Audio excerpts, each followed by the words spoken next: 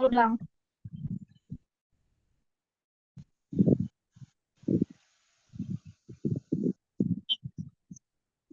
Assalamualaikum warahmatullahi wabarakatuh. Yang terhormat kepada Miss Larasati Ahluwalia, MSc, sebagai dosen mengampu mata kuliah Desain Organisasi. Di sini, kami dari kelompok DJ Cell ingin mempresentasikan hasil kerja kelompok kami. Sebelumnya, izinkan saya memperkenalkan kelompok saya terlebih dahulu. Yang pertama, ada saya Ramajila sebagai moderator. Yang kedua ada Rizka Mulyani sebagai pemateri. Yang ketiga ada Gita Dwi Sekarsari sebagai pemateri. Yang keempat ada Hurulaini sebagai pemateri. Yang kelima ada Gina Agung Wibisono sebagai pemateri. Untuk pemateri yang pertama dipersilakan untuk menjelaskan hasil kerjanya.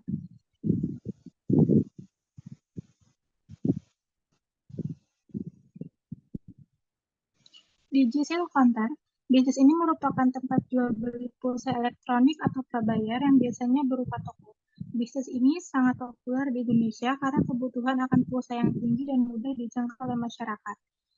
Jalan Pulau Sebasi, nomor 4 Sukarame, Kecamatan Sukarame, Kota Bandar Lampung.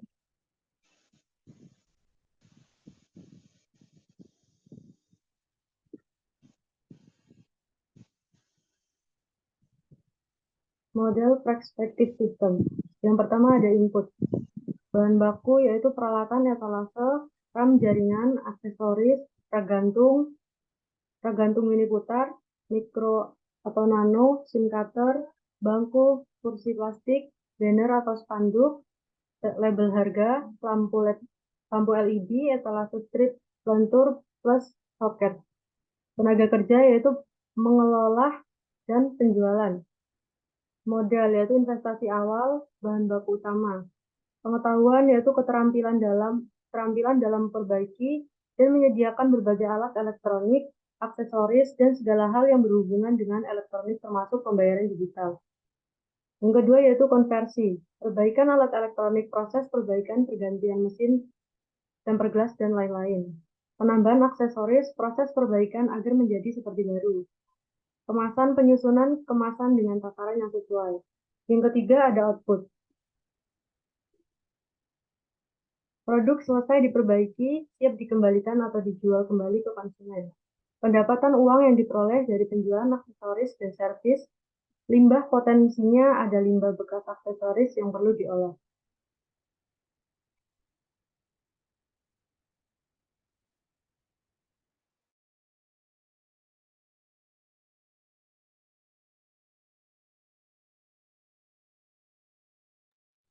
Ya, di sini ada langkah-langkah evaluasi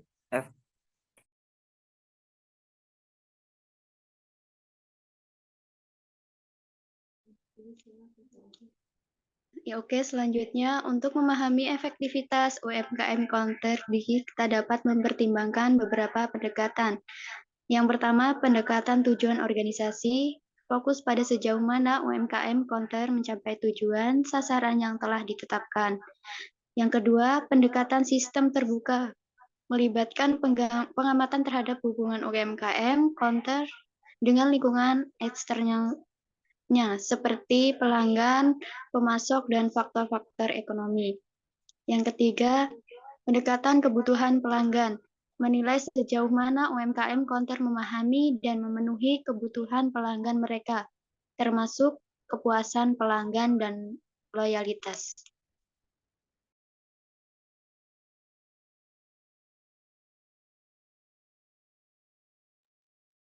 Ya, di sini ada langkah-langkah evaluasi efektivitas organisasi pada UMKM Counter dapat mencangkup analisis sistem, meninjau semua komponen UMKM Counter seperti manajemen operasional dan sumber daya manusia untuk mengidentifikasi kelemahan dan potensi perbaikan.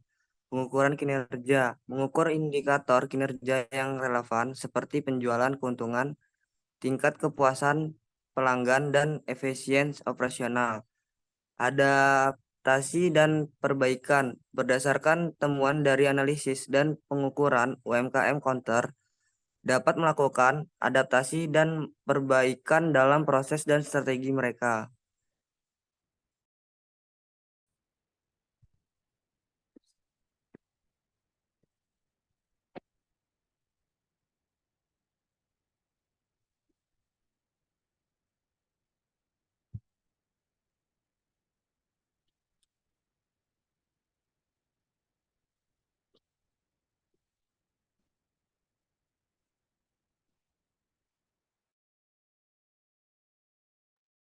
Oke, yang terakhir kesimpulan.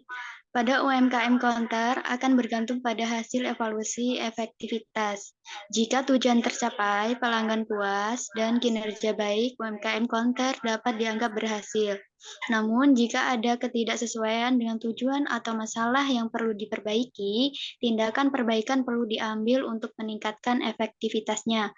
Evaluasi yang terus-menerus dan respon terhadap perubahan pasar adalah kunci untuk kesuksesan untuk UMKM Counter.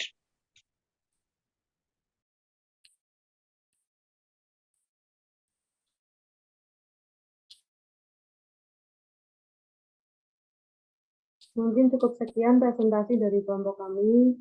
Kami akhiri. Wassalamualaikum warahmatullahi wabarakatuh.